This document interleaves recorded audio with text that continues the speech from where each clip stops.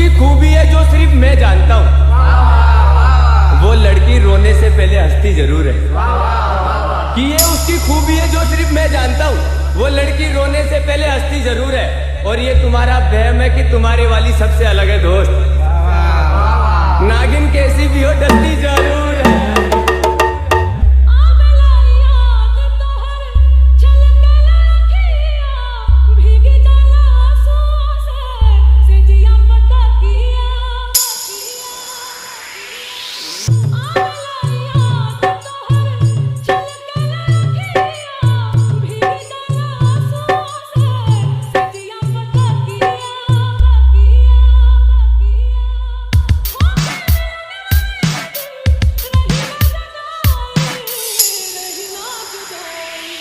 पीछे पीछे पीछे पीछे राजू राज राजू राज राजू राज राजू राज राजू भेंट होगी तोहरा से सवरिया अखियां बनरिया भेंट होगी तोहरा से सवरिया। ऐसा कौन सा खिलौना है जिससे खेलने में लड़कियों को बहुत मजा आता है? मैं नहीं बोल सकती, अरे बोलो ना, सब लोग जानना चाहते हैं। आपको बुरा लगेगा। बोलो बोलो, फिर भी बोलो। लड़कों का दिल।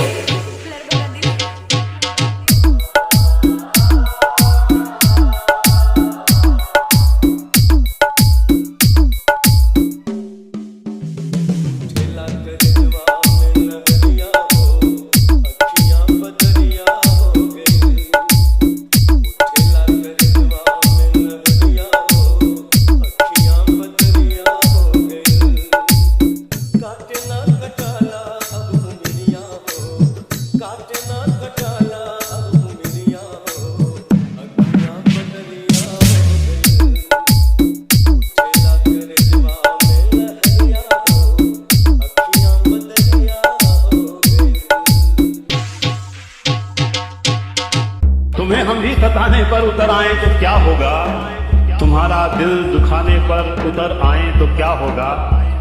हमें बदनाम करते फिर रहे हो अपनी महफिल में, अगर हम सच बताने पर उतर आए तो क्या होगा।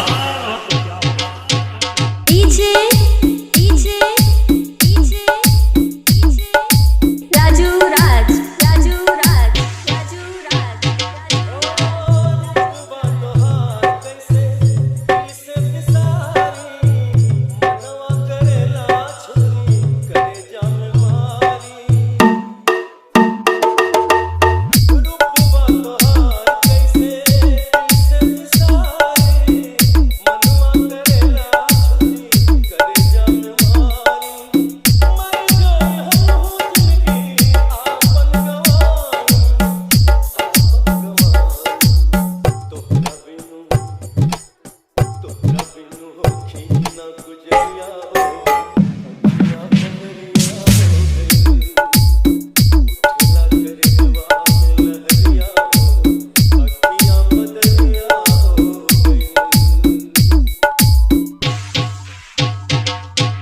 आप तो कहते हो कि मैं बहुत खास हूँ आपके लिए, फिर हर बार मुझे ये एहसास क्यों दिलाया जाता है कि मैं आपके लिए कुछ भी नहीं। पीछे पीछे पीछे पीछे राजू राज राजू राज राजू राज राजू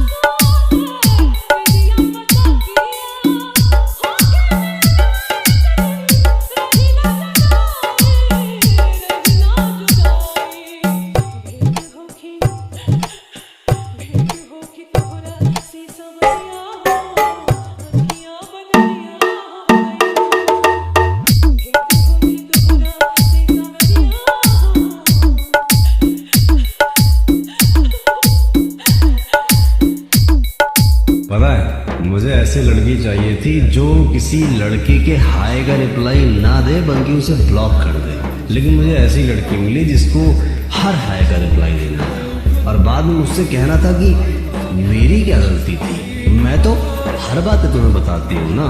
फिर एक वक्त ऐसा आया जब उस हाय हेलो के रिप्लाई में कोई एक लड़के ने उससे बात की और वो उसका हो गया और मैं उस रिश्ते में तीसरा हो गया।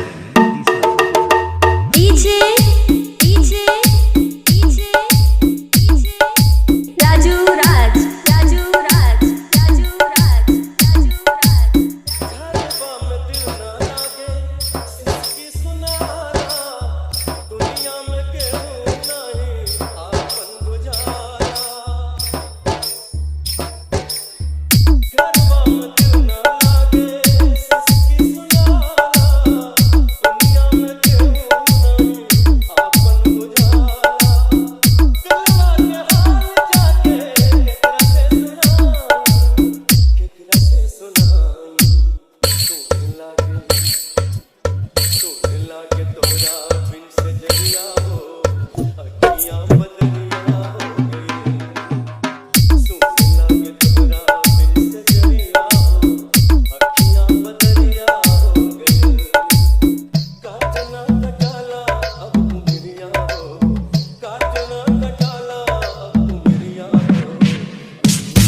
DJ DJ DJ